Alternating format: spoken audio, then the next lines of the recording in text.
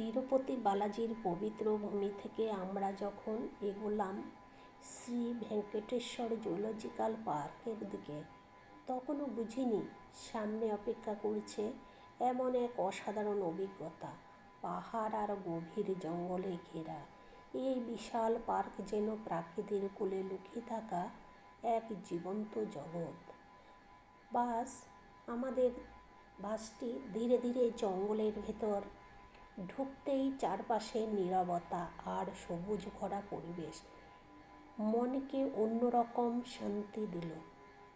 হঠাৎ চোখে পড়ল একটি রাজকীয় বেঙ্গল টাইগার গাছের ছায়ায় বিশ্রাম নিচ্ছে, আর চোখের দৃষ্টি যেন জঙ্গলের ভাষা বলে দিচ্ছে একটু এগোতেই দেখা মিলল সিংহের, জঙ্গলের আরেক রাজা, যার হাঁটা চলার উপস্থিত সত্যি হিরোইন জায়গায়। আরও সামনে এগিয়ে আমরা দেখলাম হরিণের দল নির্ভয়ে ঘাস খাচ্ছে, কখনো বা দৌড়ে বেড়াচ্ছে। প্রাকৃতিক এই ভারসাম্য, যেখানে হিংস্র আর নিরীহ প্রাণী একই জঙ্গলে বাস করে, সত্যি বিস্ময়কর। এই সব দৃশ্য দেখতে দেখতে কখন যে সময় কেটে গেল বুঝতেই পারিনি।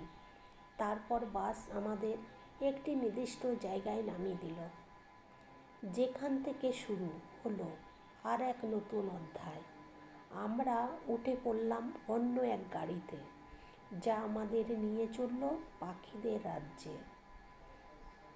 এই অংশটা যেন একবারই আলাদা জগৎ। ঘন জালের ভেতরে নিরাপদে রাখা হয়েছে নানান রঙের পাখি, লাল নীল সবুজ হলুদ রঙের এমন বাহার যেন চোখে সরানো কঠিন।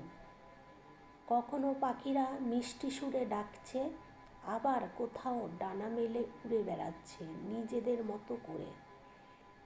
প্রতিটি খাঁচা আর ঘেরা জায়গায় এমনভাবে তৈরি করা হয়েছে যেন পাখিরা তাদের স্বাভাবিক পরিবেশে আছে। এখানে শুধু দেখা নয়, অনুভব করা যায় প্রকৃতির এক অন্য রকম সৌন্দর্য। এই পুরো ভ্রমণ শুধু একটি পার্ক ঘেরা নয়, এটা ছিল প্রাকৃতিকের সঙ্গে এক গভীর সংযোগ মুহূর্ত। জঙ্গল, প্রাণী আর পাখিদের এই মিলনস্থলে আমাদের শিখিয়ে দেয় প্রকৃতিকে ভালোবাসতে হয়, তাকে রক্ষা করতে হয়।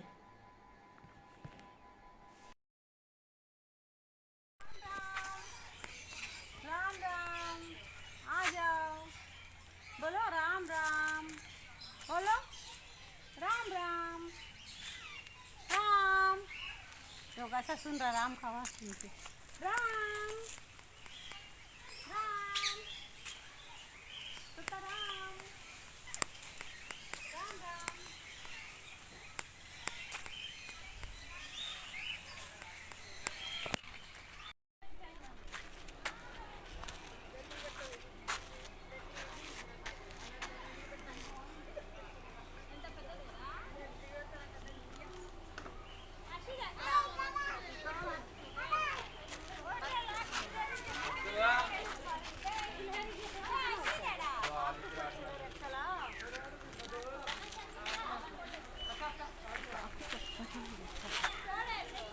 ఆకు చెప్పని రెక్కలు మక్క. ఏయ్ ఏయ్ ఏయ్.